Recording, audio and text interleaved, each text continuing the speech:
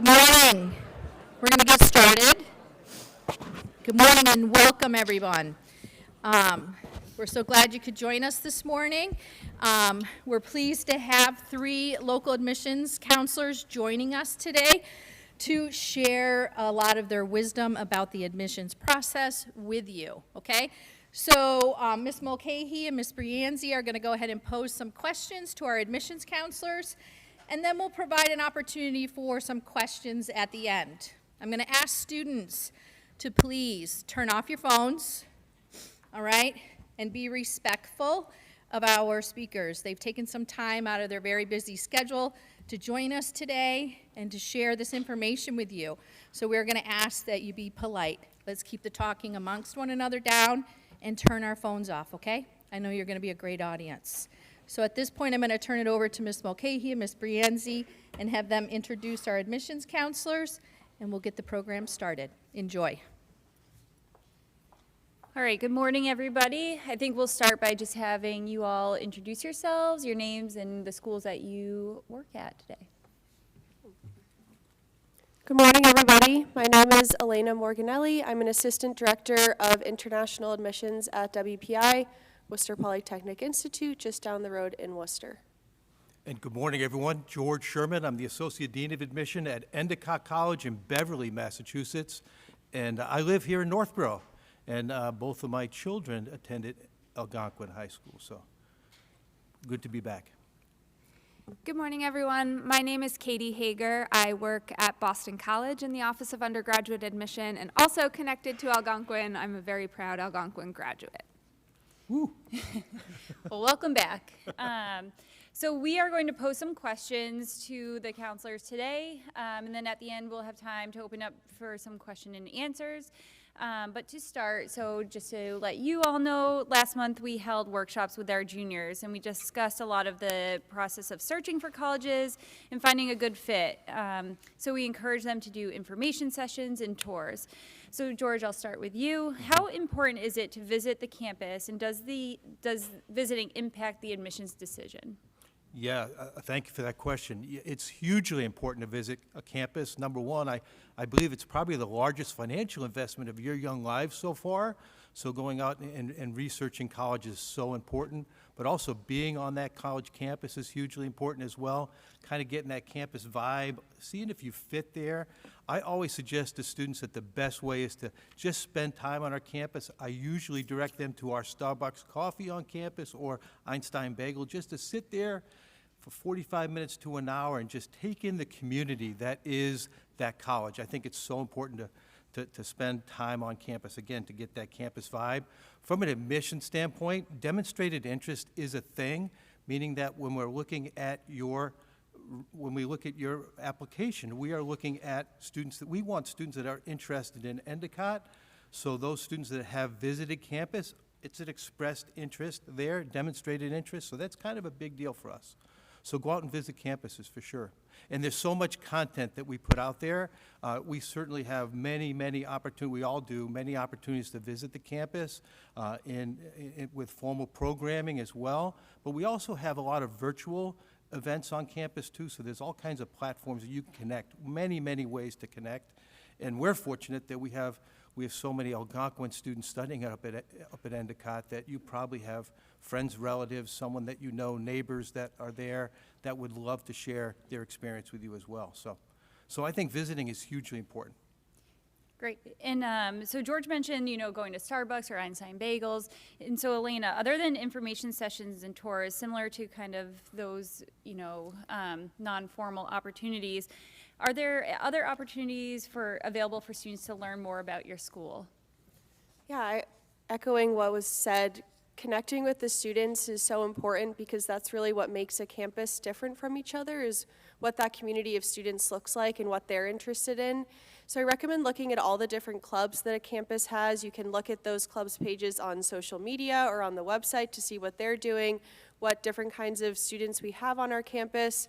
You can also request to have a special tour or to even to come and to sit in on a class, a lecture, or something else with a professor, so you can really get an idea of what the professors are like, what the content of the class is like. So connecting with our professors and connecting with our students is a great way to individually get to know campus, and then more of a commitment, but looking at summer programs is also a really good way to get to know campuses. A lot of colleges will have summer camps that are just coming in the morning and leaving in the afternoon, or staying in the dorms, and that way you get to know current students, again, professors, but other students that are interested in that school as well.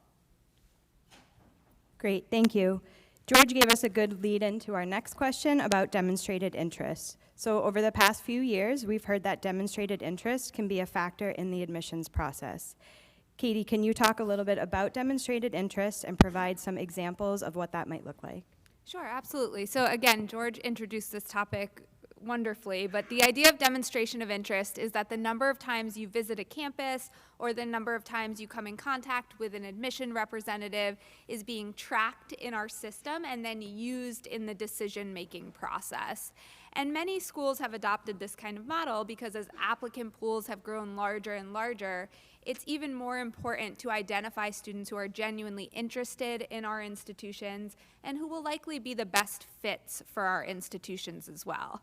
That being said, and I think this is going to be the theme overall of this panel, is that policies differ greatly from one institution to the next, and it will be really important as you craft your list to ask specific universities about these policies, because at Boston College, for example, we don't track demonstration of interest at all. So while we encourage you to visit our campus, we feel that it's the best way to really understand what the Boston College community is like. Whether or not you engage with that experience is not going to impact your admissions decision at all.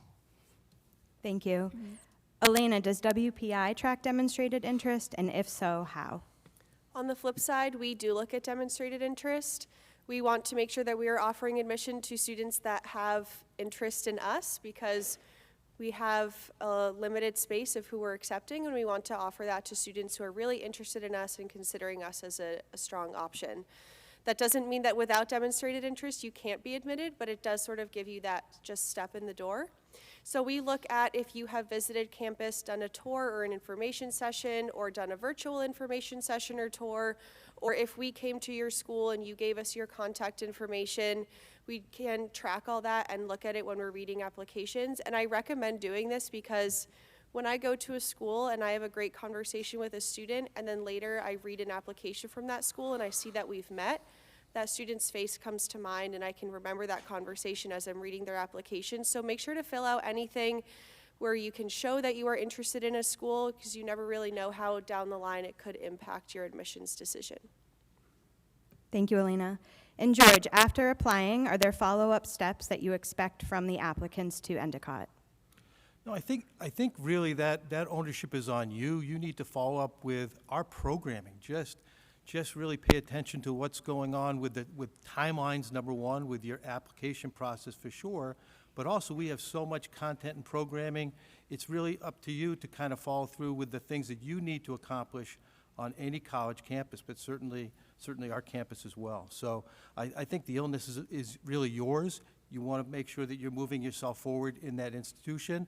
I'd love for everyone to connect with their admissions person from their territory. I think that's a really good thing to do, and try to establish that relationship if you're indeed interested in that college.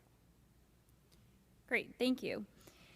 So as juniors, our students are just beginning the college search process, but soon we'll be introduced to all the admissions lingo, certainly in our May workshops and then throughout the summer and next year.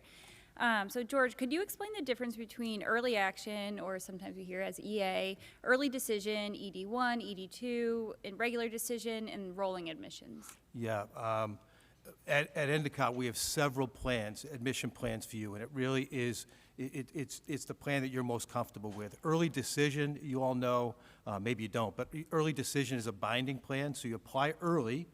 You're going to hear back from us very early, and you'll have an admission decision with a financial aid decision, and then you have to commit early. And early decision really is not for the faint at heart. It's for someone that's really researched our college a lot, and that's where they want to go. And then once you commit, all other colleges get taken out of contention. As a tad of two recent college graduates, I can tell you that I'm a bigger fan of early action, because early action, you apply early, you're going to hear back from the admission office early, and then you have until May 1, which is the candidate's reply date nationally, to make up your admission decision. That gives you plenty of time to research our school, XYZ other schools, and make that valued decision. I would venture a guess to say again, it's the largest financial decision of your young life, so you want to make sure that you're making that right decision, you're talking to the right people, and it's the perfect fit for you. So, and then we have regular decision that's kind of rolling with us up till February 15th is the deadline, application deadline there, and it's kind of a rolling basis. You'll receive decisions as you go. So we have early decision, early action 1, early action 2, and then regular decision. Great.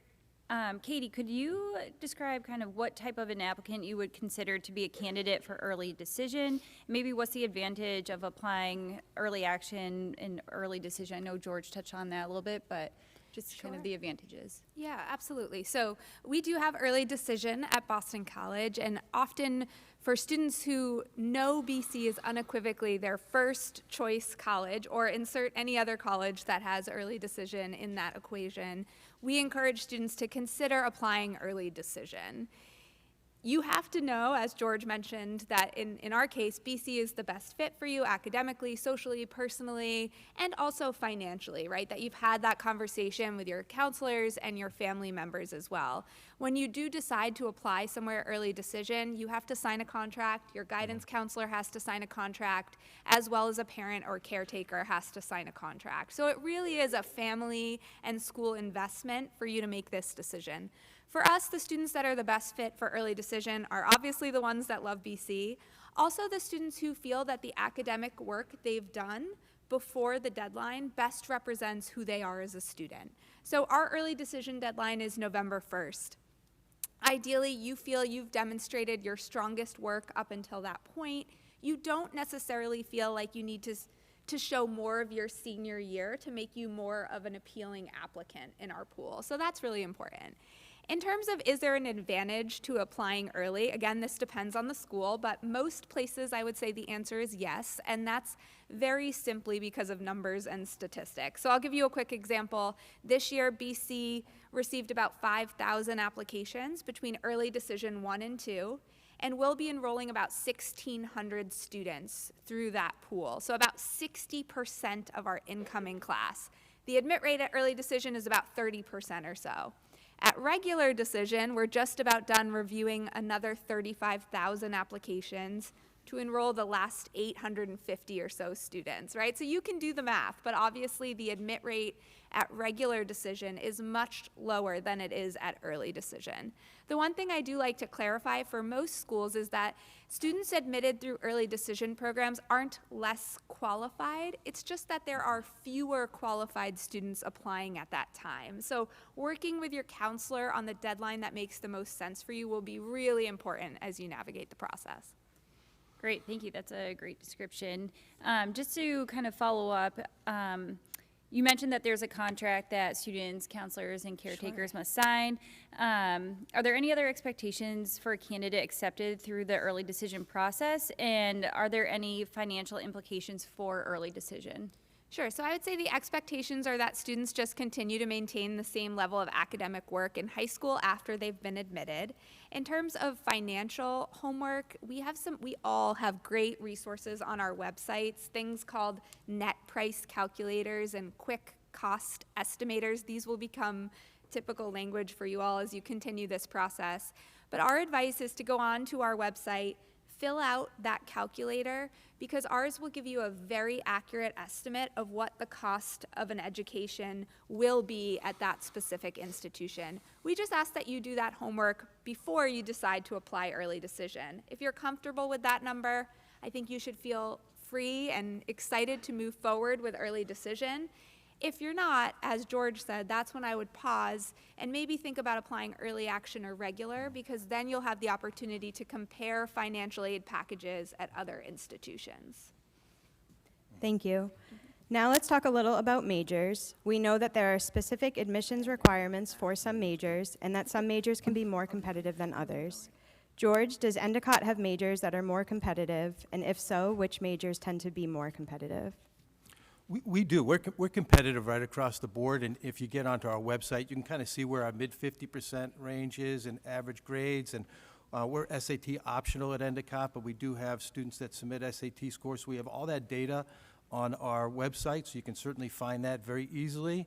There are certain majors that are more competitive, and it's mostly because of numbers and competitiveness. Nursing is one of those.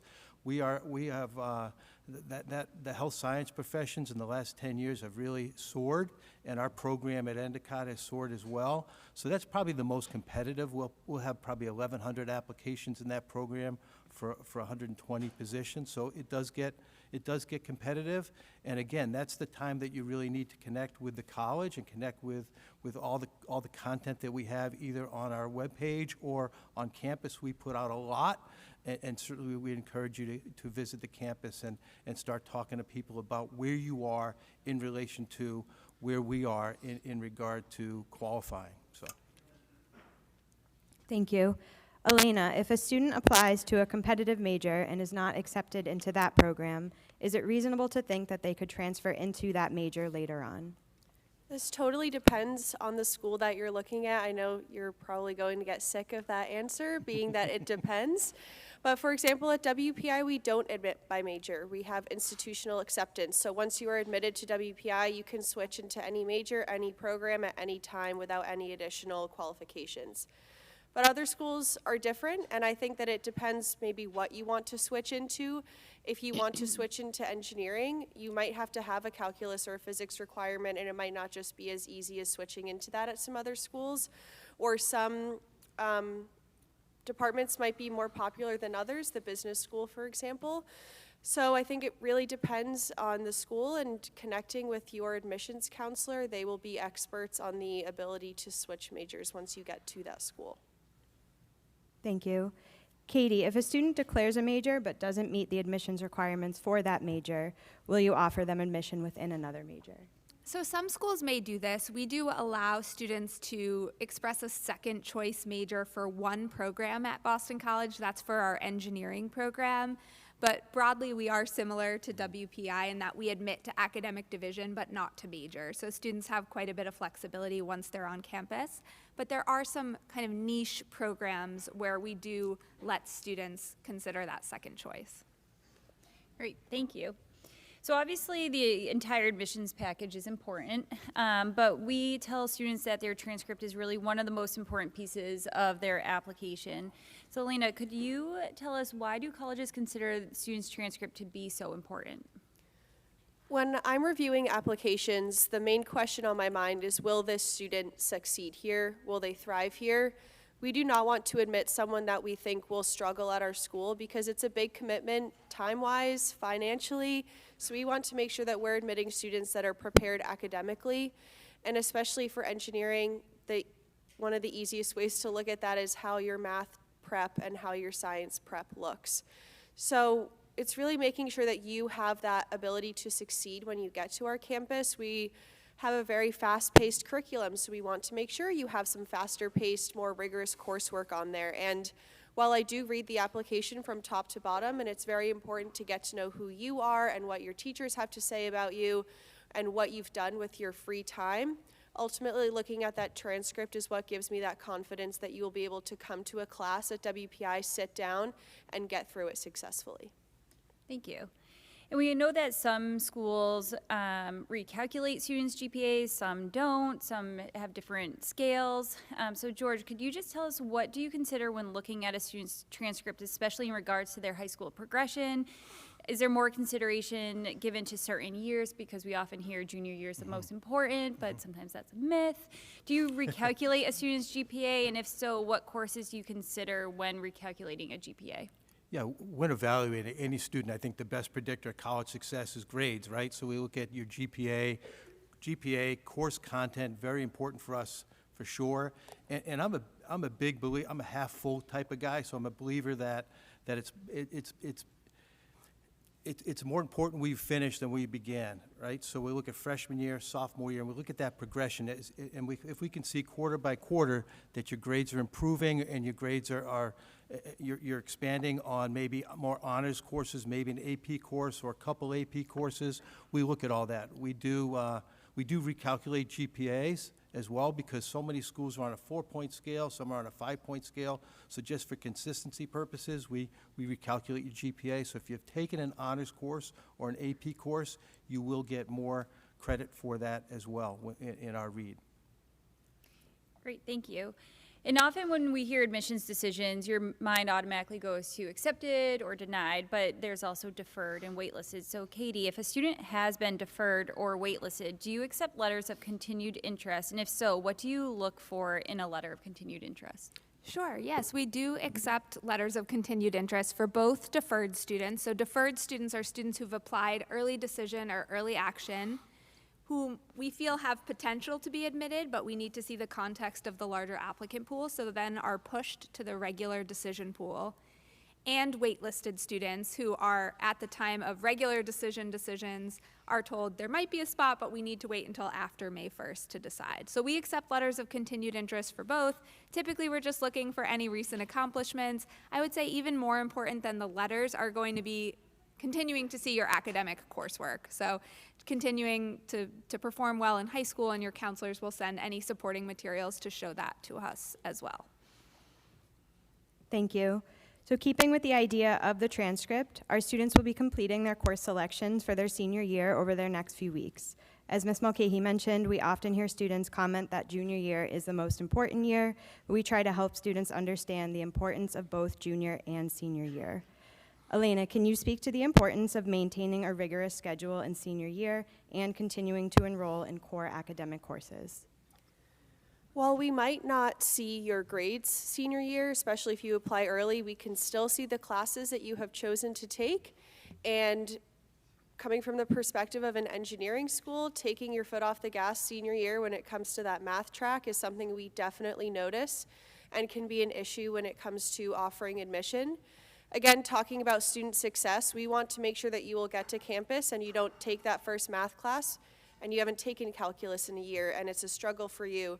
We want to make sure that you are very prepared up until that last day of senior year, because just a few months later you'll be getting to campus. And again, maintaining that rigorous course schedule, because there will be a lot of changes that are going on when you move away to college, being away from home for the first time, being somewhere unfamiliar, and you don't want that academic prep to be something else that is added to that workload. You want to make sure that you feel just as prepared as possible to get to college and pick up where you left off. Thank you. George, we often hear students ask the question, is it better for me to take a course where I know I can get an A, or should I take a harder course and risk getting a lower grade? What are your thoughts on that? Well, you all should just get A's. That's what you need to do, right? But anyway, no, we get that question all the time, and we certainly want you to challenge yourself, but work amongst your understand where you are. Stay in your lane. Know where you are academically. But also, we love to have that challenge. We love to see that challenge as well. I've seen so many transcripts too where students think that maybe they're going to try to take 4 or 5 AP courses in their senior year, and then they commit. They just have a tough time of that. So I think you have to work with your advisors for sure, your guidance folks, and certainly work within your means. But we'd love to see that challenge. We'd rather you get a B grade. I mean, I would rather you get a B grade in a more competitive class than throw in that A course and for a grade. Great. And, senior year comes around and it's pretty easy to take your foot off the gas. But Katie, is it important for students to maintain their grades throughout their senior year? And what can happen if an admitted student does not maintain their senior year grades? Yeah, we view senior year as really important. I think the myth that junior year is the most important really is a myth. I know senior year is the closest you'll ever be to college, right? So to us, that's the best indicator of how you'll likely perform at our institution as well. It's often when you have the most opportunity to take advanced level coursework, to really customize your schedule to your own personal academic interests. So it's really valued in our admissions process, and we look at senior year grades kind of regardless of when you apply. We have a project that we do over the summer, as soon as your final transcripts are available, where we look through every admitted student's final transcript, make sure that their academic coursework was consistent with what it was at the time of admission. And if there are any discrepancies, you know, in the most extreme cases, we may rescind admission. That is very rare, but more often we might just use it as an opportunity to have a conversation with a student and a counselor to make sure they're prepared for the rigors of our university life as well. So senior year is really important, and we do expect students to really invest themselves throughout that time. Thank you. And Elena, so once a student has applied to a school, they indicate what their senior year courses are on their application, and it's listed on their transcript. So how important is it for them to complete those courses that they've indicated that they are taking senior year? It kind of depends on the classes. That being said, please complete all of your courses and everything that you have, you know, signed up for that is required to graduate from high school. But I'll say that every year I get emails from students saying that they've switched from a film elective into a business elective, and they want to make sure that won't harm their application. And I can say that from our perspective, it definitely will not, as those are elected classes. You are changing your mind on something that you chose to take. That is not a requirement for us. But if someone decided to stop taking pre-calculus, stop taking a lab science, that unfortunately would be an issue for us because those are required classes. We need to see a grade at the end of the year. We need to see that you've completed that, because if you haven't, then all of a sudden you haven't met our admissions requirements. So for any classes that are required for the college that you are applying for, please stick with those classes. For anything that's required to graduate, of course, you need to stick with those. But if it is something like you're switching an elective around, from our perspective, that's not a required class for us. So as long as if that's something that suits you better, you can continue to do that. Thank you. So right now, students are in the process of preparing for upcoming SAT and ACT exams. Following the pandemic, we know that a lot of colleges went test optional, and we know that many of those schools have extended that practice. Katie, for test optional schools, students are often confused as to whether or not they should send their scores. Can you speak to when it makes sense for a student to send their scores, and would sending or not sending test scores possibly impact their acceptance? I kind of whispered up here that I don't blame you all for being confused. As admission counselors, I think we've done a good job of just thoroughly confusing everyone, because every school has a different policy and a different expectation in terms of test scores. So I'll give you a quick overview of what test optional means broadly, and then I'll tell you how it applies to BC, because I do think it might differ than some of my colleagues here. So test optional is just that. If you choose to submit a test, often the SAT or the ACT, the university will use it in their decision-making process. If you choose not to send a test, then they will rely on the other aspects of your application to make a decision. And there are plenty of other things, right, to help us guide our decision-making. For BC, we have decided to continue with a test optional policy, kind of coming out of COVID, but we do have a little asterisk to our policy, and that is that we do recommend students submit a test if they've taken one and they're proud of their scores.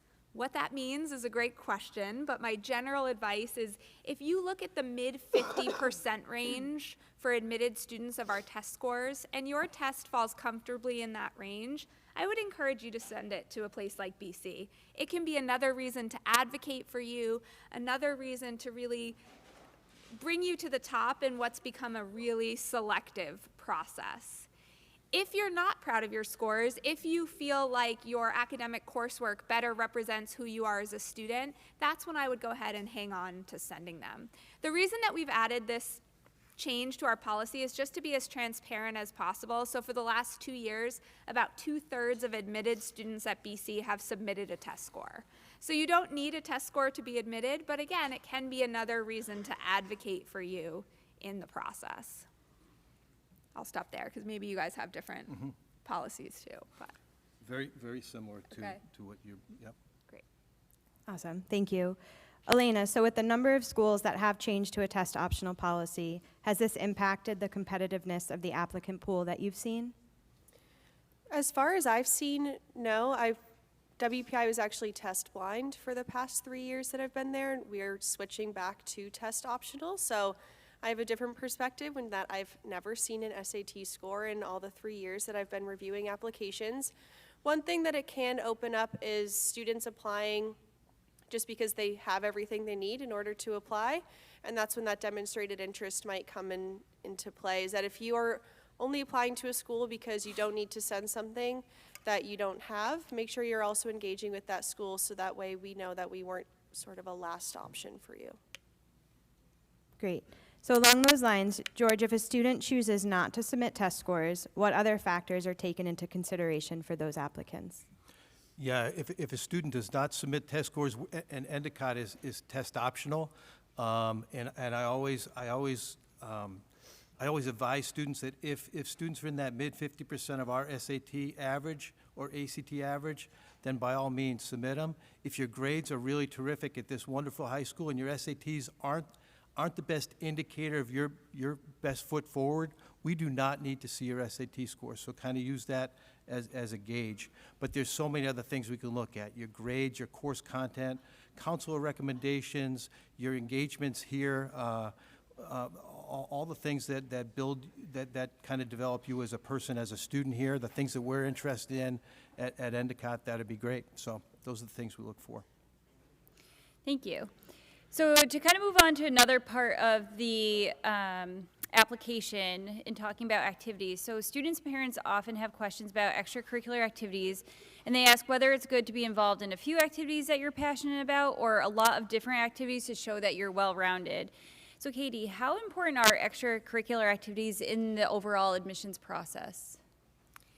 Yeah, they're important. We want to know that we're admitting students who are going to be vibrant parts of our community as well. In terms of whether or not we expect lots of activities or just a couple with kind of more increased levels of leadership, we really have no preference, and we like to admit students in both categories, right? We like to admit students who are likely going to get involved in a lot of things on campus, and we like to admit students who are maybe really interested, invested in one or two things, and are likely to assume leadership positions in those things over their time on campus as well. So we're not a place that checks boxes, and I think a lot of places kind of view it that way, that whatever your story is outside of the academic classroom, I'd encourage you to tell us that story in a way that's really true and authentic to your voice and your experience here at Algonquin. The one thing I do like to remind students is if you work, please tell us about that too. Often that's a big part of your life, and we certainly like to know that.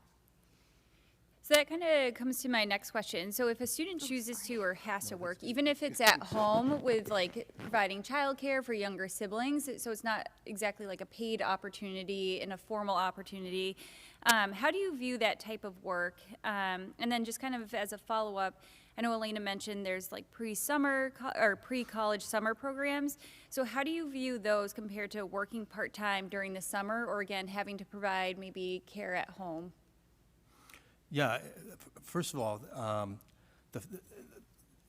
being employed is such a great extracurricular activity for us. We look at that in a big way because it shows that you are self-sufficient, you're working, you have leadership, and all the great things that go along with working. So we look at that in a big way at the college, for sure. Great. So in April, we will be discussing letters of recommendation with our students.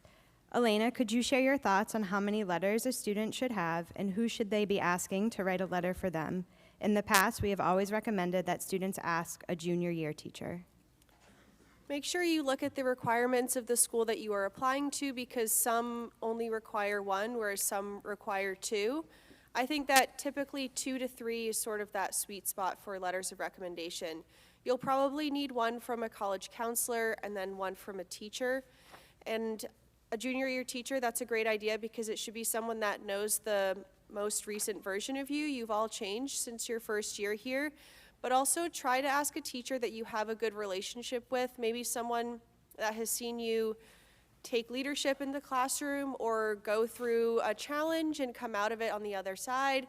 Because I like reading those letters of recommendation that have a little story or an anecdote. It's just a really great way to get to know that this teacher does have a good relationship with you, and I can hear a very personal story about you as well.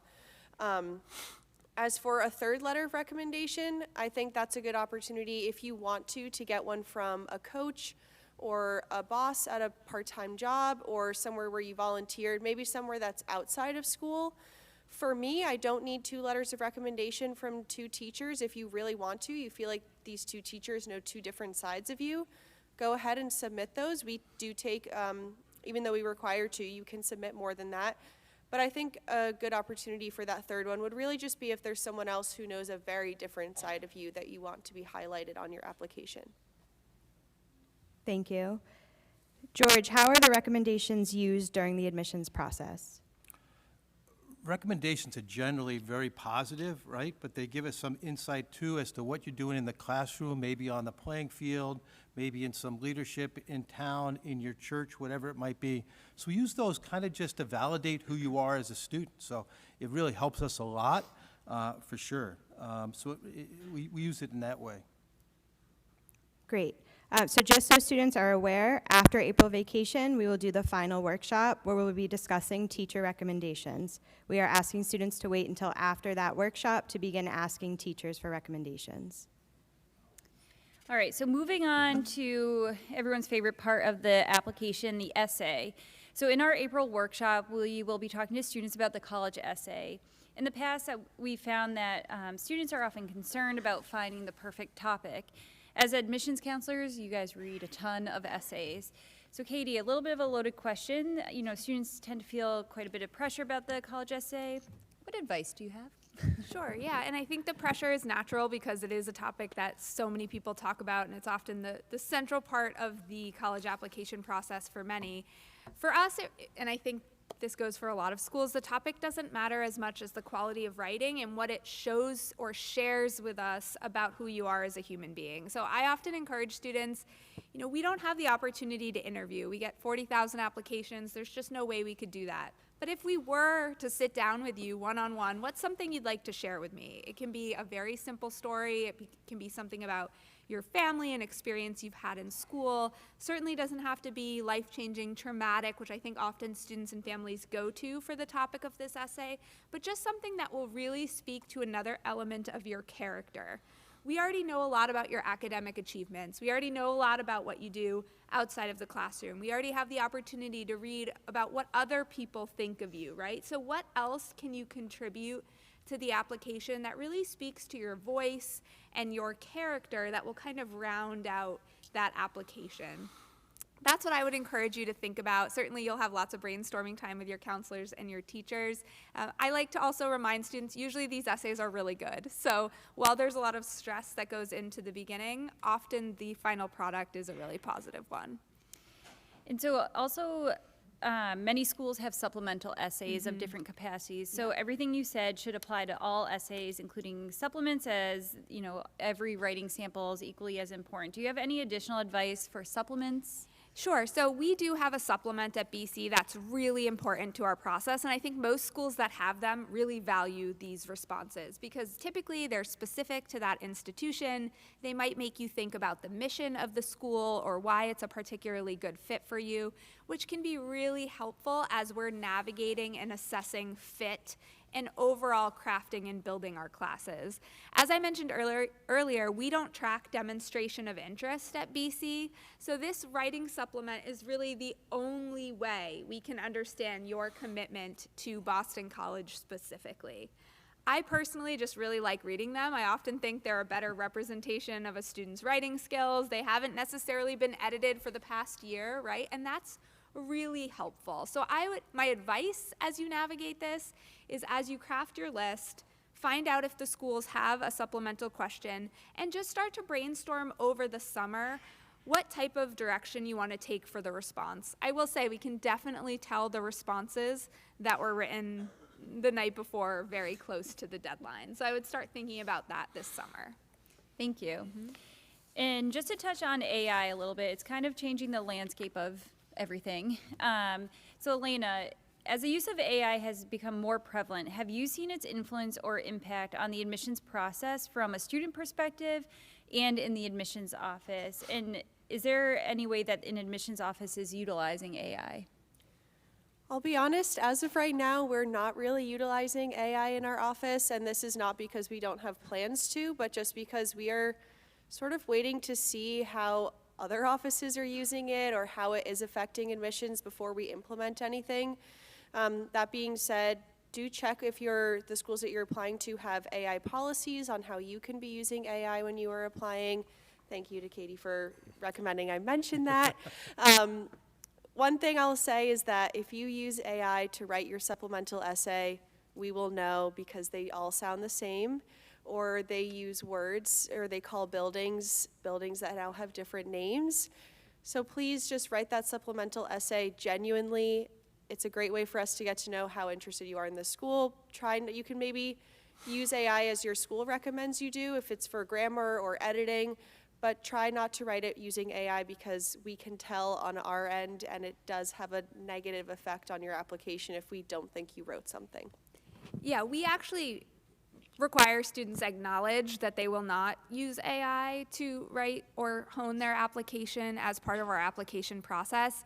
We recognize the strengths of AI and encourage you to use it in terms of brainstorming and creativity, but the writing should be your own. And really because this is an opportunity to show who you are, right? And if you don't take that opportunity, you're really forgoing something that could really strengthen your application. So that's how we try to encourage students to think about it, is don't use it as a crutch. Instead, view not using it as an opportunity to really demonstrate who you are as a human being, not as a robot. Thank you. So we spent some time talking about interviews with our juniors. George, can you speak to the importance of interviewing? Can you give any advice, such as do's and don'ts, or any commonly asked questions? Sure. Interviews aren't required at Endicott, but I think it's a really good way to connect with your admission person, number one. Also, find out more information about the college or certain programs that you have. There's a wealth of information exchange that happens on that interview. Also, we want to find out a little bit more about you because grades, first and foremost, the best predictor of college success, but who is this person sitting in front of us? What are you engaged in academically, socially, culturally? Maybe you're interested in music or theater or dance, or maybe you play the oboe in the band. We want to find out all that stuff. That's critical, important information for us as we're trying to make an evaluation on your application. So that's key for us as well.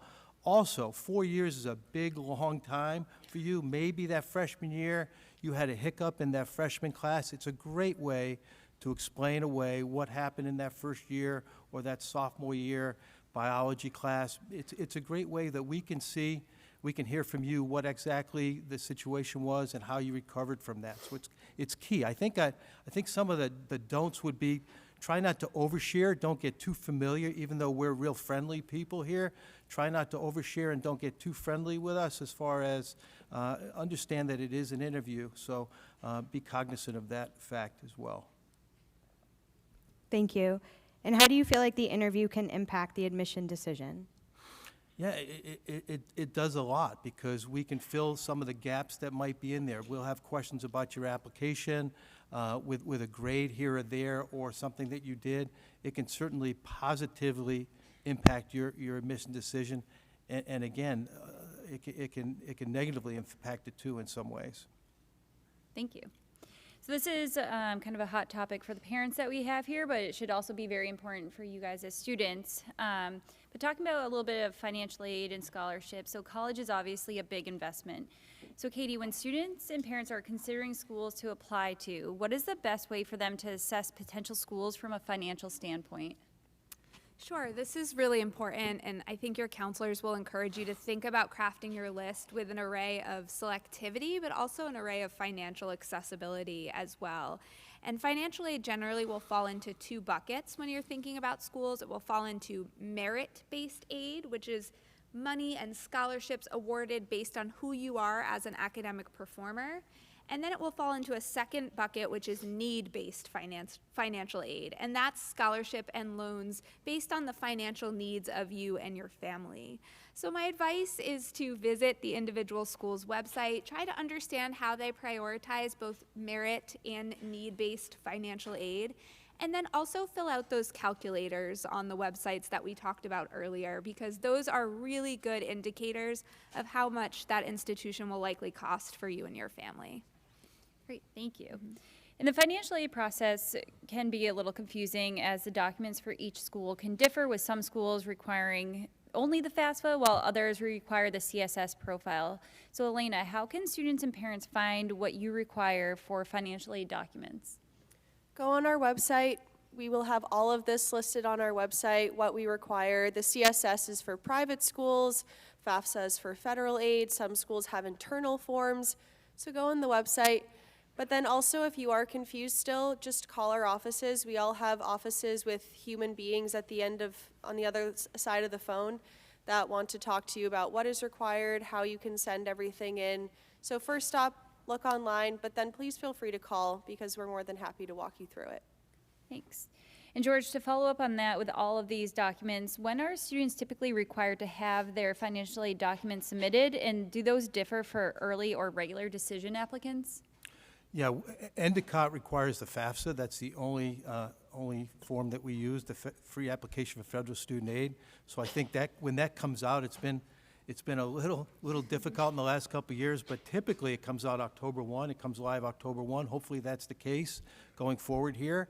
So I think jumping on that as early as possible will be hugely beneficial to families, for sure. Great. And in terms of scholarships, these vary from school to school. Katie, how can students and parents find out about the scholarships available at the schools they're applying to? Sure. So unfortunately, there isn't kind of a national website where you can get information about scholarships across the board, but in visiting individual school websites, specifically the financing or aid sections of those websites, will be really helpful. Your counselors are a great resource too. They certainly know the schools that focus more on merit-based aid versus need-based aid. And then also there are many scholarship opportunities available within the community too. So visiting your counseling office when it's appropriate and understanding how you might be able to apply for some more local scholarships that you can apply to your education. That might be later in the process, but that's a helpful tool as well. Perfect, thank you.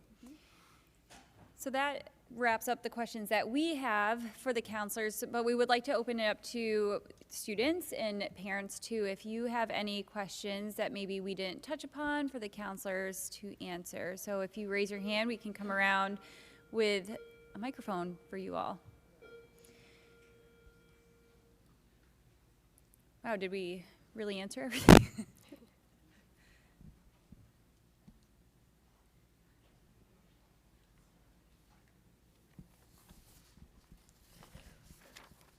Oh, hello. My name is Leon, and I just had a question about school clubs.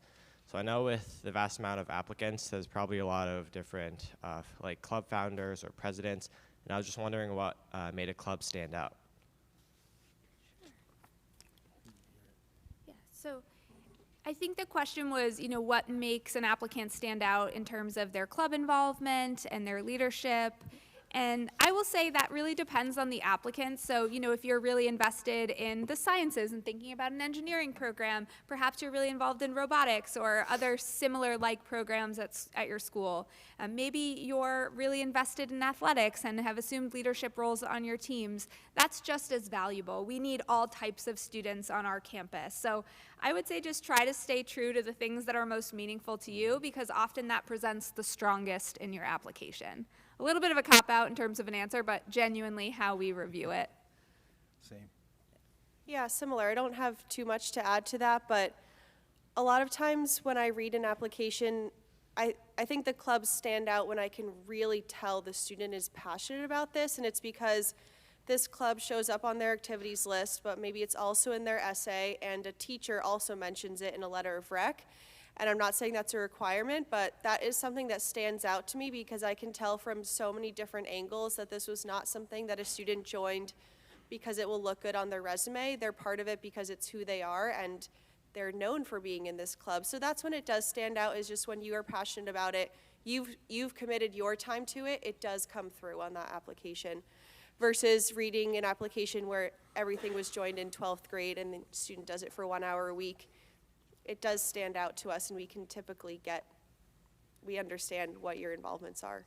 And then students that are involved in clubs, organizations, athletics, again, music, theater, whatever you're bringing to the table here, we know that those engagements lead to connectedness to a campus. So engagement is a huge thing for us because we know you'll be connected, and it's a great retention tool for us as well. If we have the engagements that you have from high school and you continue those engagements in college, you'll be there for 4 years. That's what we're all about. So connecting to the college is a big thing.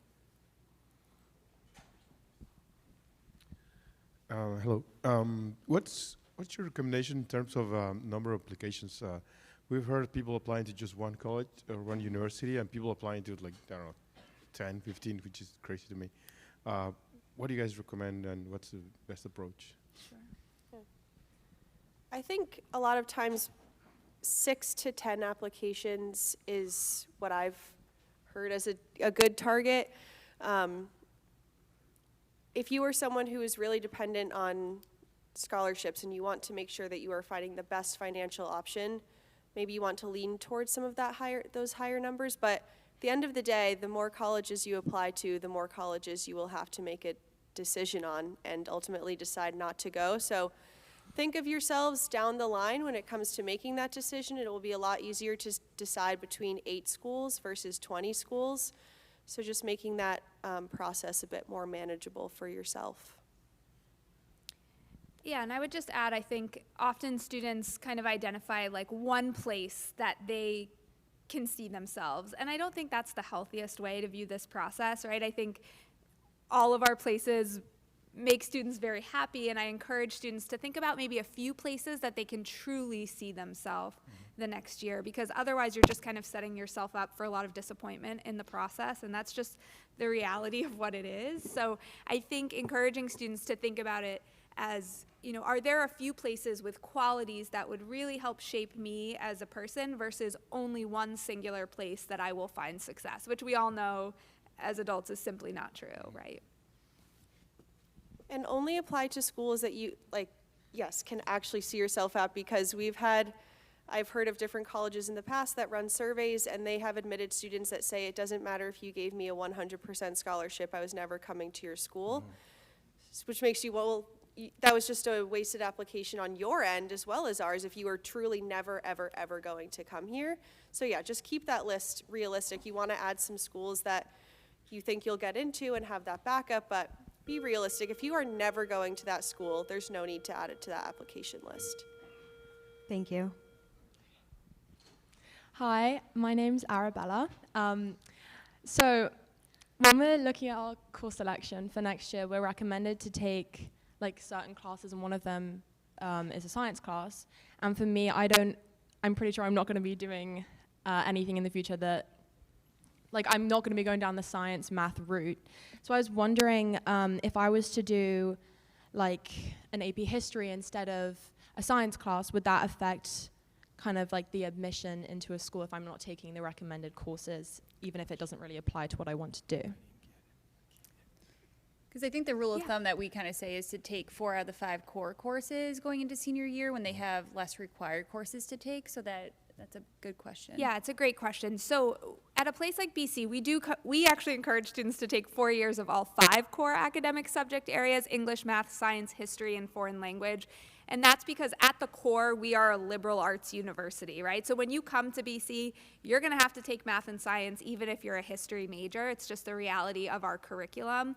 However, it's not required to be admitted to BC. So if you told me you were dropping science because you're really excited about being a history major, and so you've decided to take AP Euro and AP Econ, I don't even know if that's a possibility as a senior, but if you were still to take a core subject in its place, to me, that's still an incredibly rigorous program.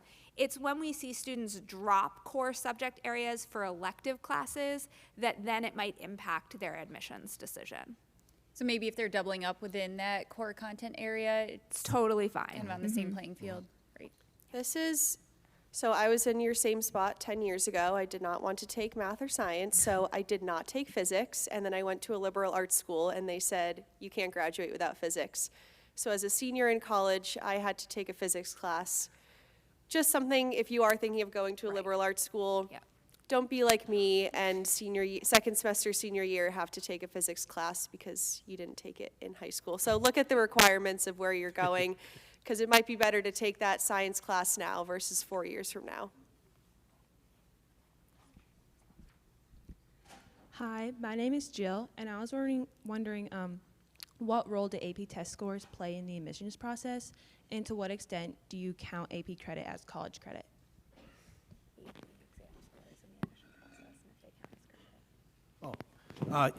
Yeah, I can feel this one, I think. So at Endicott, we look at the AP scores, and typically science and math We require a 4 or better on those AP, and you will receive credit for that, college credit for that.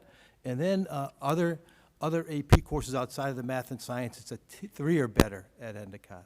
So taking those AP exams is pretty critical.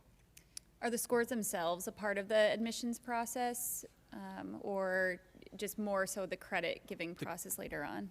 At Endicott, it's the credit, Yeah. more than the credit, yep. So that's a tough question for us.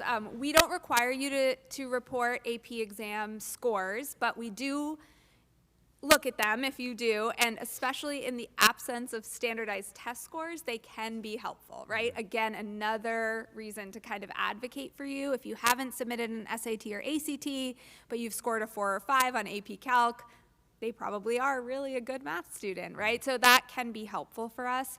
We don't give credit towards graduation for advanced placement scores of 4s and 5s. We give placement in our core curriculum. So it will allow you to have a more flexible schedule when you're at BC, but you're still going to be there for 4 years. You're going to want to be there for 4 years. So that's how we handle it. Thank you. Hi, I'm Jeff, and obviously, you guys mentioned that diversity and a wide range of people in the applicant pool is extremely important to you guys. But I was wondering, what are some common traits that every accepted student has at your respective institutions? Wow. That's a toughie. Yeah. I mean, for us, it's academic performance, right? So every admitted student for us is a strong academic period. They care about their academics, they're doing well in high school, they're taking a rigorous program, and they're excited about continuing to pursue that academic journey at BC. I would say that's the common thread amongst our applicants. The qualitative factors are what differ very much from one student to the next. I would concur with that as well, for sure. Similarly, but something else we look for is ability to work in teams and to work hands-on. WPI has a project-based curriculum. In almost all of your classes, you will have a project component and you will be working in a group. So a good example is I read an application once of a student who enjoyed doing chess, fly fishing, and I think they liked to paint. These are all activities that someone does by themselves. So I like to look for students that, it can really be anything, volunteering, music, theater, athletics, robotics, STEM club, DECA, but we do look for that common thread of students that like to work hands-on and like to work in teams, because that's something that you won't be able to avoid when you get to WPI. So we want to make sure not only that you're able to, but that you enjoy doing this, because we want you to enjoy your teamwork when you get to WPI. Great. Hi, my name is Laurel, and I was wondering what value you guys place on having extracurriculars or elective classes that connect with your major. Where is that question coming from? Way back in the corner with the. Oh, okay. For us, it's sort of nice to see, but it is not a requirement at all. So we're really looking for those math and science core classes, but if a student has done a robotics class or they've done some other lab-based class that's science-based, it really more just emphasizes to us that that student does enjoy science and math and that they are passionate about it, but we don't take that as a requirement or anything along those lines, and it wouldn't be a negative if you did not engage in those classes. Same. We expect that we're going to give you that specific expertise as a student at the university. So we don't expect that you have business experience, engineering experience, et cetera. We just want to see that you're prepared for the core subject areas.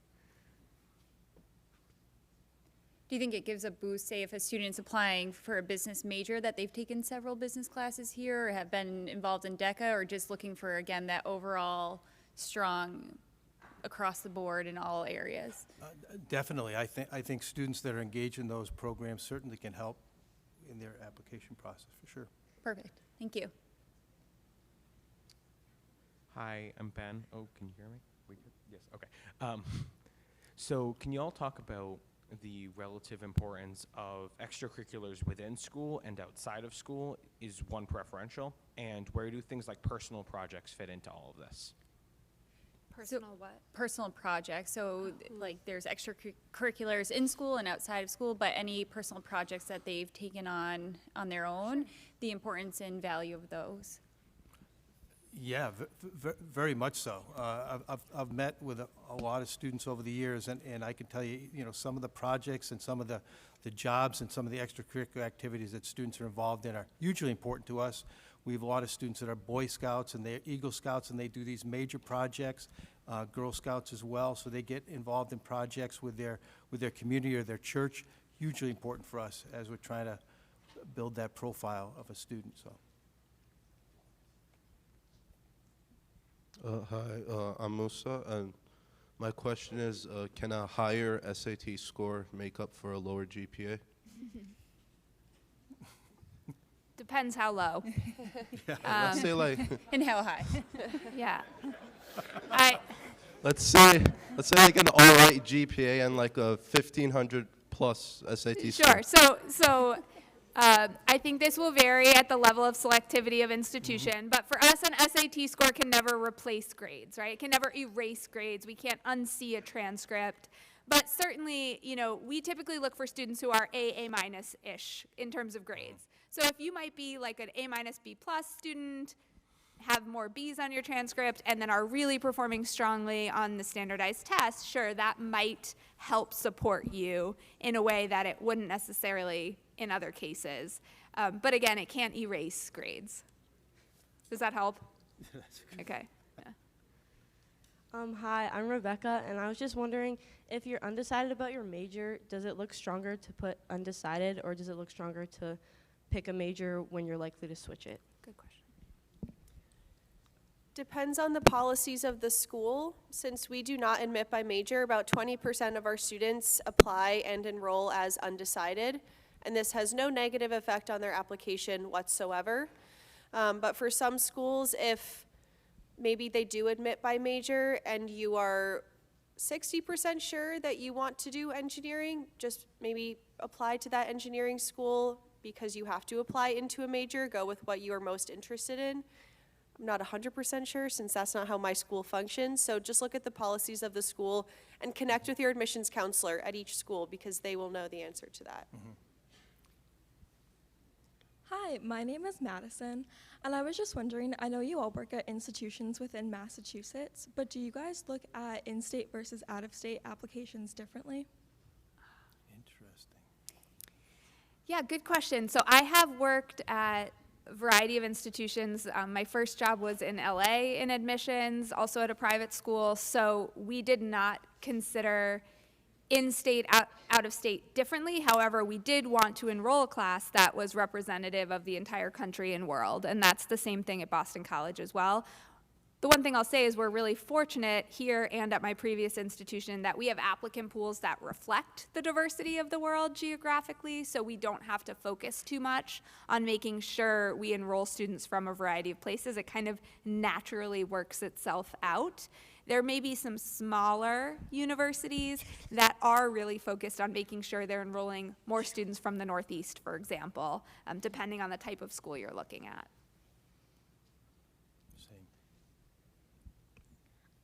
If you want to go into pre-law, what would be the process? If you go into a major, what would be the process following that? Pre-law. Do you have pre-law? Sure. So I think the question was about pre-law, yes. So I will talk quickly about any pre-professional emphasis. So pre-law, pre-med, pre-dental, pre-vet. At most places, those are pre-professional tracks in addition to your major. So you would choose any other major at the university, and then once you're at the institution, you'll work with your academic advisor to also declare that pre-professional emphasis. And essentially what it means is you'll get the advising, you'll make sure you take the coursework, you take the entrance exams to prepare for professional school in that area. So really don't need to worry about it too much at this point in the process, as long as you know that the institutions you're considering at least have it once you land there. And don't be afraid to really talk into the mic. It's a little tough to hear up here, so thanks.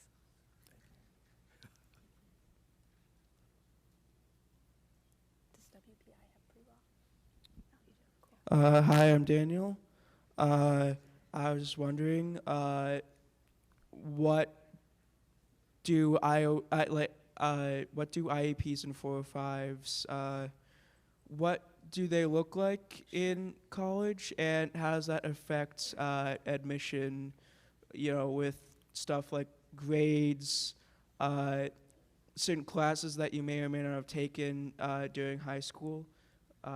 Just how will those affect admission and what it will look like in college?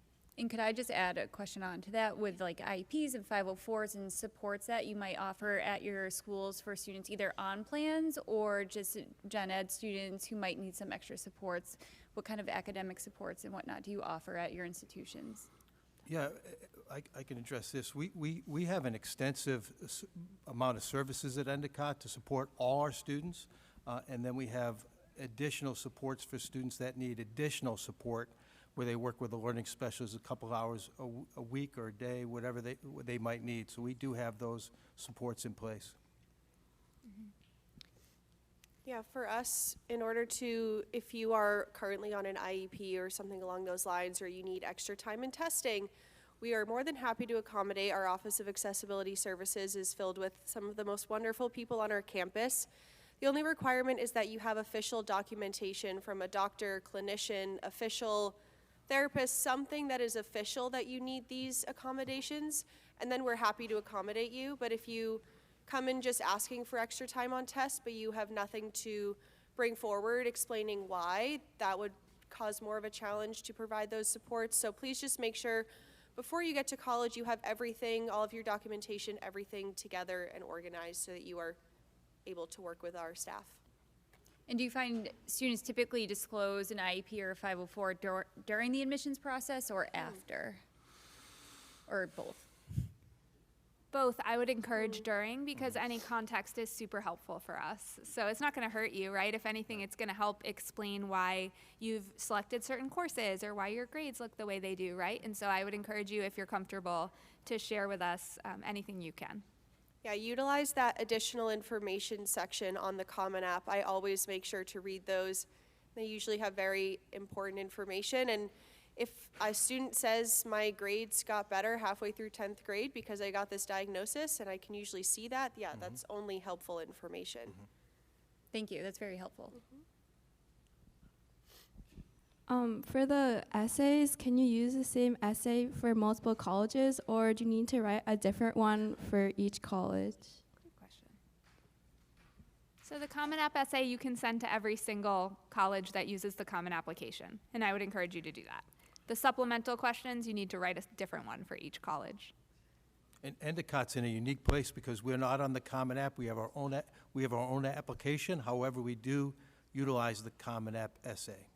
That would just be annoying for seniors to have to write a second essay going into their senior year. So we certainly accept the Common App essay statement. Just to not make your essay school specific.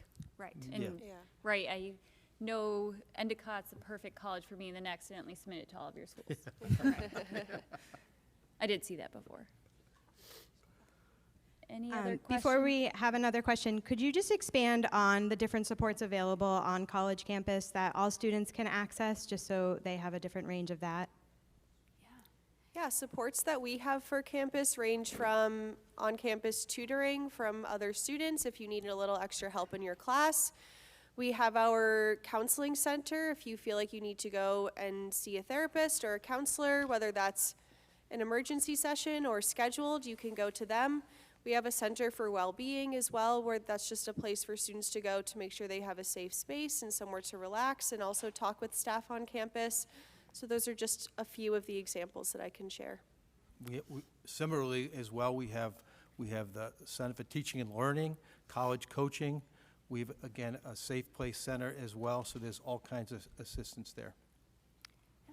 We have all of those things too. I would also add we have many different offices that support different populations of students. So we have an office specifically to support first-generation college students, students who are of high financial need, who may need additional financial support when they're on campus, students of diverse backgrounds. So lots of different opportunities for students to find common interests and backgrounds and support on our campuses. Hello, my name is Nico, and I was wondering if the type of high school you attend affects admissions, since some high schools are more challenging than others. Sure. So the strength of the high school. So does the high school you attend impact the admissions decisions, since some schools may have a more challenging curriculum, and sometimes also the types of courses that a school might be able to offer versus others? So we, I think, all do our best to evaluate students in the context that they're coming from, right? So we know here at Algonquin that there are opportunities in the curriculum, that it's a really great place, that it prepares you really well for life after high school, whatever that may be. And so we try to evaluate you in this specific context. So a student who goes to, trying to think about, even Westboro, right? Like their curriculum is entirely different than Algonquin. They have a different math track, they level classes differently. So I know that when I'm reading your application, I can't compare you one-to-one, right? I have to understand the context in which you're coming from. So does the strength of your high school matter? Yes, but not in a way that it's making you compete with students one-for-one at places that are really different than here. It's a great explanation. It is. It sounded like gibberish, so I'm No, glad. it came out great. Hello. I was just wondering about the housing situation, as there are definitely students who would prefer to live on a college campus by themselves due to some level of introvertedness or special needs, while there are other students that would prefer a more social setting. So can you quickly talk about that, and also how that factors into a student's financial needs? Yeah, that's a really thoughtful question. I think we all try to accommodate students' needs and backgrounds. We do encourage an on-campus living experience at BC because it's so much a part of the formative student experience, but certainly there are accommodations made based on certain needs for students and single dorm rooms available. So we work one-on-one with students. Very similarly, we have multiple housing configurations for a lot of different things. We have living learning communities, so we try to really help. We try to address all students' interest as far as that goes. Yeah, we have lots of doubles and triples for that first year, but we do have some singles, some suites, and gender neutral housing, gender inclusive housing, or if you have dietary restrictions, we also will accommodate for that. But at WPI, you do not have to live on campus after your first year. A lot of our students do move off campus after that first year, so it's really just 1 year where you might have to be in that double or triple, and then you have a lot of flexibility after that first year for where you would like to live. My name is Tyler Hendrick Sutton, and I was just wondering, kind of bounce off of like what Musa's question was, like, let's say you fail like all your standardized testing. I'm talking like SATs, AP tests, all that, like, but let's say you have a really good GPA, can you still like make it into college? Like, can you guys like ignore that? Like, yeah, that's my question. I can't understand anything. Can you still make it if you don't take the SAT or ACT? What was it? Can you still make it if you don't take the SAT or ACT? Is that what it was? Tyler, sorry, it is really hard to understand up here, and it's not you, it's whatever the speaker is, so we're just like trying to. So I think Tyler was looking if standardized test scores were poor, in a situation maybe where a college was not test optional and they had to send them, would the GPA sort of weight higher if standardized testing was not up to where the GPA standard was? There, so few schools are test required now compared to how many are test optional that I actually don't know. I'm sorry. Yeah, I think the schools that are test required are, to be honest, the most selective schools in the country, right? So I think the good news is that if you feel your scores don't represent who you are, there are so many colleges, great colleges and universities, that will be a really good option for you that you'll be able to apply to.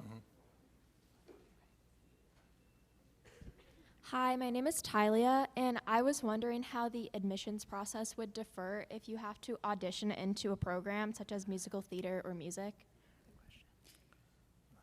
Do any of you have programs that require auditions? So we don't at BC, but my previous institution, I'm giving you lots of hints now, it was USC in LA, and they had musical theater and BFA programs. I also worked at Boston University, which has many conservatory-style programs. Typically, those are two parallel processes, right? So you apply to the institution, you also submit your audition materials or portfolio materials, the admissions office completes your academic review, the theater, music, performance, insert any faculty here, completes that review, and then we get together and talk, right? And we say, okay, is this student capable of doing the academic work?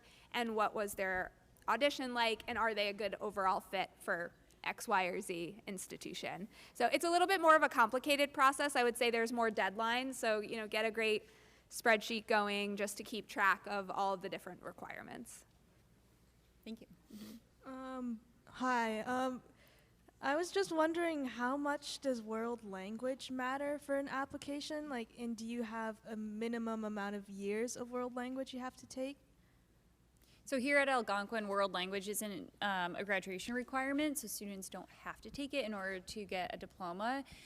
We do encourage students to take at least 2 years of a consecutive foreign language, since that seems to be the minimum for a lot of four-year colleges or institutions. And then we also say, you know, some of the more competitive either recommend or require 3 to 4 years of a consecutive world language, but that's just our background. But I don't know if you can speak to world language at your institutions.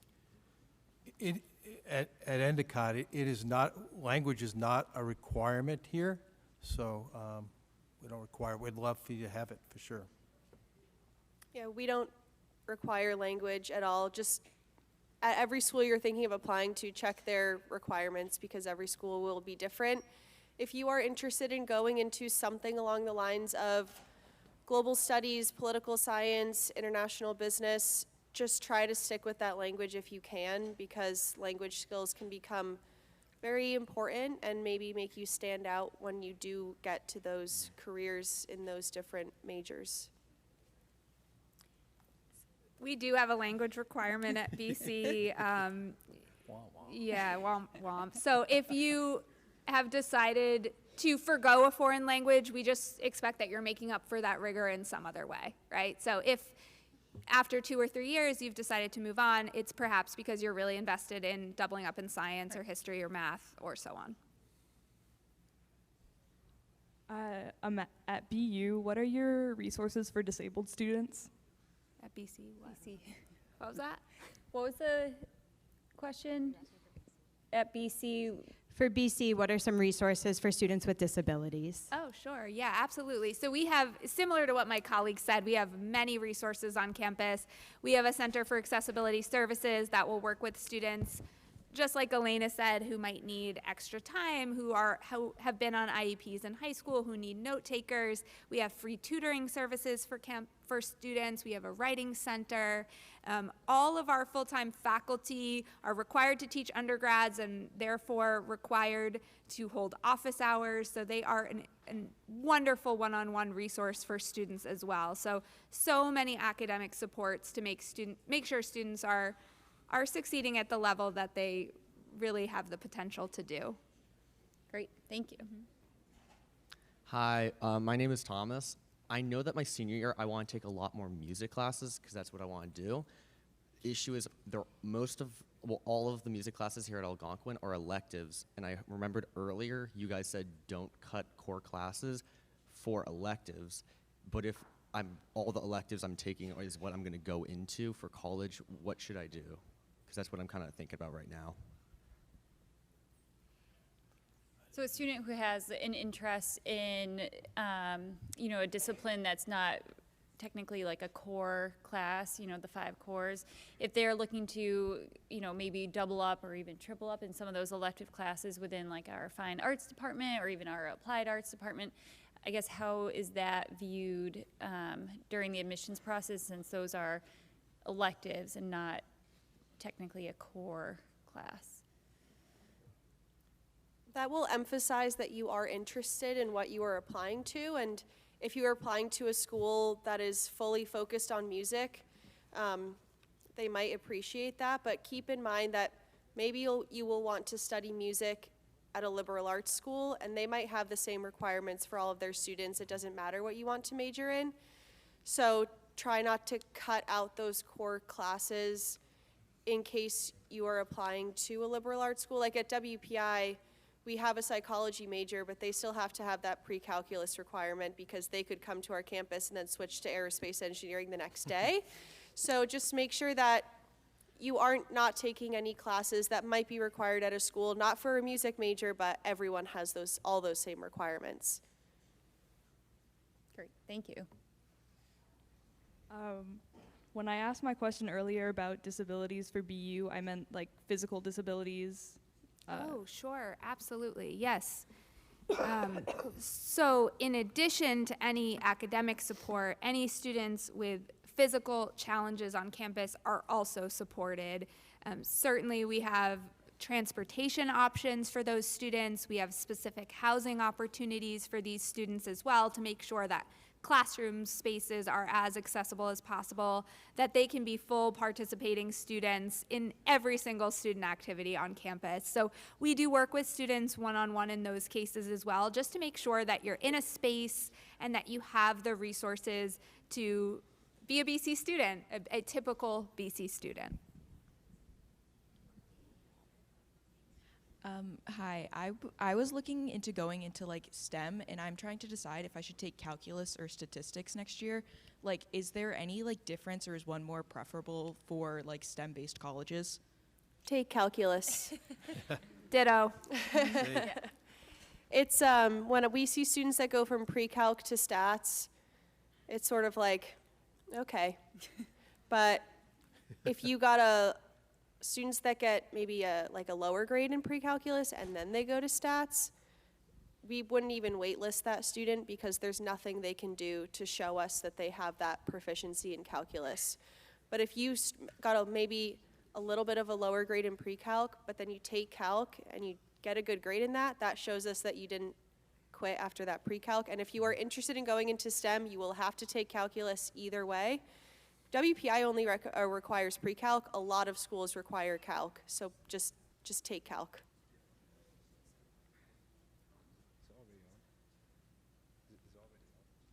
That can't be the last question. I had a question. If you had two students at essentially the same academic level, would diversity of race or religion matter to you? We legally cannot look at a student's race on the application anymore, so no. No. Yeah, the answer is no. And I will just add, in all seriousness, everyone, that is a national Supreme Court decision that schools cannot do that. We look at who you are as a student and a human being. In terms of religion, we are a faith-based institution at Boston College, but we want to enroll students from all faith backgrounds, so that will never be the deciding factor for a student either.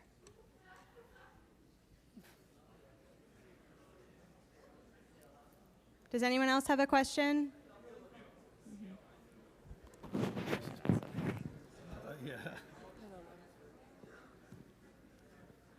In essays, Mom has a question over in there. essays, do you typically look for us to highlight our past experiences and accomplishments, or are you looking for more personal characteristics and it to be more forward-facing? Did you get that? No. For the essay, do you prefer writing about past experiences or more of like personal character references that are forward-facing? Either, really. It's what you're passionate about. It's something that you're gonna. It's a really good piece of your writing. So it's what you're passionate about. So either or for us.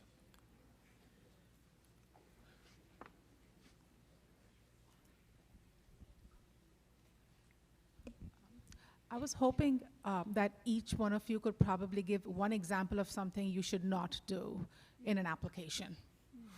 Or that was just a absolute, gosh, why did they even do that or say that? A big taboo. Yep. Be truthful in everything that you put down there, for sure. Also, in an essay, try not to overshare as well. I've seen a lot of that for sure. Just students oversharing personal or family or situational stuff that really shouldn't be part of the discussion with us in the college process. So work with these great people that are here at Algonquin in the guidance office to kind of guide you in that way. But just be honest. I would say rely on the structure of the application. So for example, we ask on the common application asks you to complete an extracurricular section to give an overview of what that is, any leadership positions you may have had, a brief description, how many years you've been involved. And in more cases than I'd prefer, I see a lot of students who put almost nothing there and then attach this like really intense, beautifully crafted resume, which is great, right? But that's not what the exercise prompted you to do. So I would just say, while additional supplemental materials could be helpful, they should be additional and supplemental, right? So really focus on the core components and structure of the application that is presented to you. Try not to be funny or satirical on your application. I don't see this a lot, but every once in a while you read an application of someone who just isn't taking the application seriously, and we can tell, and it really just puts a really negative feeling towards that application. So try not to be funny, or, I mean, you can be like funny a little bit if you want in your essay. I'm not saying you have to be totally serious, but try not to be funny in a way that is not necessary. Also, make sure that you double check your supplemental essays, because I read a lot of students who are so excited to go to Georgia Tech, which is really good for them, but that's not WPI. Hi, my name is hi, my name is Ben, and I have a question. So, like, what if like you cannot like fit some APs in your schedule, or let's say like if you're like a transfer student like me, and then the school forbids you from taking APs, like would taking the exam like have the same effect other than just like you're missing out on the GPA? So maybe if an AP class doesn't fit in a student's schedule because of other requirements, or if a student transferred and maybe the things just don't line up, so they weren't eligible for an AP class here, could a student still take maybe that AP exam for that class, and would you look at it? It's probably not balanced the same. But. So you could. I think the only case where I would say, yes, you should do that is if there's a specific major that requires a certain course. So like something like calculus or physics is required for the major. In most cases, I would say, no, don't do that. What I would encourage you to do instead is really focus on the courses you are able to take, and maybe encourage a conversation with your counselor to provide some context in their letter of why you couldn't take the courses that you were really hoping for, right? And that's helpful for us as we understand your choices in terms of curriculum. We do not expect every student to take every course available. That's just not reasonable from a health perspective, from a preparation and time perspective, right? So we honor the fact that you may not be able to do everything you were hoping to do in high school, and that's not necessarily going to break an admissions decision. Thank you. Well, like what I kind of meant is like, what if like there was like a school that like requires AP Calc, but then let's say you can't fit AP Calc in your schedule, like would like if you took the AP exam, would that's is that like still the same thing? You could, or maybe, you know, there are 4,000 colleges and universities in the U.S. It might be best to meet with your counselor and craft a list that is best suited for the schedule you are able to take to get really excited about. Okay. Thank you.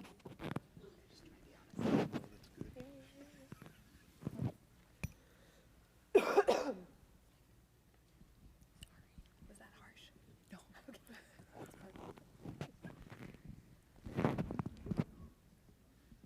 For the admissions process, do you value taking as many of like the most rigorous courses available, or do you value balance? Talking about APs? Yeah, so I think just like honors and APs and just overall balance, because we always tell students to, you know, look at their strengths and maybe their blind spots and select courses that are appropriate, and also listen to teacher recommendations. So kind of, I guess, and I think we talked about this a little bit before with, you know, the balance. I think, George, maybe it was you that mentioned, you know, you want to see the balance in maybe taking some rigorous classes and getting a B, but not overloading yourself and maybe scoring lower. So maybe you guys can just kind of elaborate on that a little bit.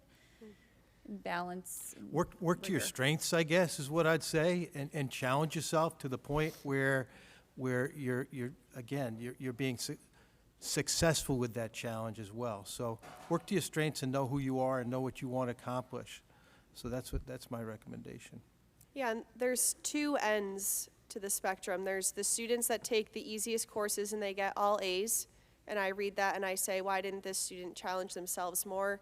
And there's a student that takes 6 APs and they get way lower grades than they got previously. So try to find yourself in the middle where you are challenging yourself.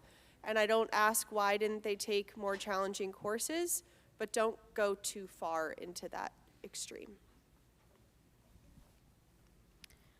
Because of how Algonquin's math track is set up, there are some students who aren't able to take calc their senior year. Do you have any recommendations regarding that if the school requires calculus? Apply to WPI. We only request pre-calculus. But actually just look for some schools that don't require calculus. There's definitely enough out there that do not need calc in order to enter into a math program. And I don't know, I don't want to suggest that you take on extra work. Please stay balanced, but enrolling in an outside math class, if you really want to take that calc to advance your math track, take a summer class to advance that math track, if that's an option to you, or enroll in an outside class, only if that is a serious, legit option for you. But that is probably one of the more common ways I see that students decide to advance their math track, is just take that summer course. Could you guys talk a little bit about the freshman experience? So sort of like orientation, how freshmen are welcomed, and any maybe advice for incoming freshmen? Sure. So many schools have a whole variety of programs to help welcome first-year students to campus. We have an entire office dedicated to this called the Office of First Year Experience. They host orientation, which is often an on-campus experience the summer before you start at your institution, where you get to spend some time on campus, meet with academic advisors, plan your schedule, and really just assimilate to campus life. We also have a series of welcome week opportunities for students once they arrive on campus. We have 2 first-year mentorship programs, one for students who identify as female, one for students who identify as male, where they're paired with upperclassmen mentors and they meet in small groups on a weekly basis to kind of talk about common transition issues or challenges to college. We have a variety of retreats available, so there's just so much to make sure students are successful in their first year. Awesome. And similarly, too, Endicott has a first-year experience program, so we have a summer orientation. We also have an onboarding program as well, where students can kind of get connected to the college academically, socially, find out what's going on in the town, that type of thing. So we have a lot of supports for that. Great.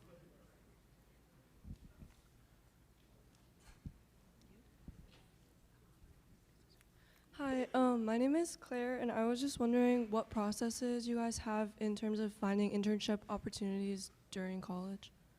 Internships.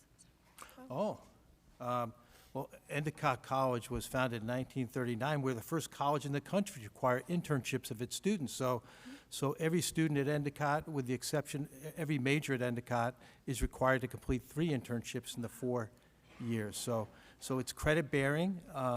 They'll do 2 month-long required work experiences, and the senior year there's a full semester work experience. So it's kind of a big deal. We were actually in the Boston Globe, mentioned in the Boston Globe article a couple weeks ago, with that school in Boston called Northeastern, and where they have their co-op, we have our internship, and they were talking about the great return on investment for connecting to industry as early as that freshman year. So internship is a big deal at Endicott, and we're highly successful doing it. Do you have advisors that help, any of your schools that help students find those internships or those co-ops, and maybe like businesses that you're associated with? Yeah, every student at Endicott will be assigned an internship advisor in addition to an academic advisor, and then we have a great career center. Matter of fact, we just had a career fair where there were 130 companies that came in to support our students. So that conversation the freshman year is a little different than the conversation the sophomore and junior year. But if students follow their track wisely enough, by the time their senior year rolls around, they've identified a company, corporation, agency that during that senior internship, they're hoping to secure gainful employment. So we have some really good companies. That's great. Yeah. Yeah, we have all of those resources as well. We don't require internships. That's awesome. Most of our students do one, about 80–85%. And I would say the other resource that's incredibly important at BC is the alumni network. So we have a platform called Eagle Exchange, which essentially allows students to network specifically with BC alums across the world and speak with them about their careers, to apply specifically for those opportunities. It allows alums to recruit specifically on our campus. So a pretty fluid network of BC alums. Hi, my name is Mina, and our school makes us take the seal of biliteracy for world languages, and we kind of know how that affects public universities, but how does that affect private schools too? So the seal of biliteracy, does it impact? It doesn't, it's something that we will see on your application, but it doesn't play a factor in the WPI review. Same. Same.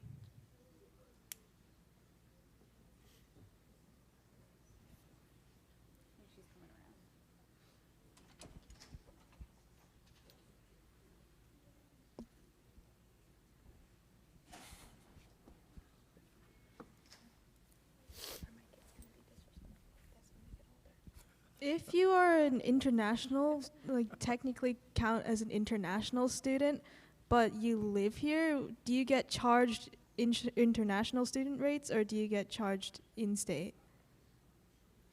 At WPI, it's the same tuition amounts, fees, everything for international as well as domestic students. Same at Endicott as well. Also the same. The only difference nationally is that students who do not have U.S. citizenship cannot qualify for federal student loans. So there may be a difference in applying for financial aid, but the sticker price of the institution should be the same.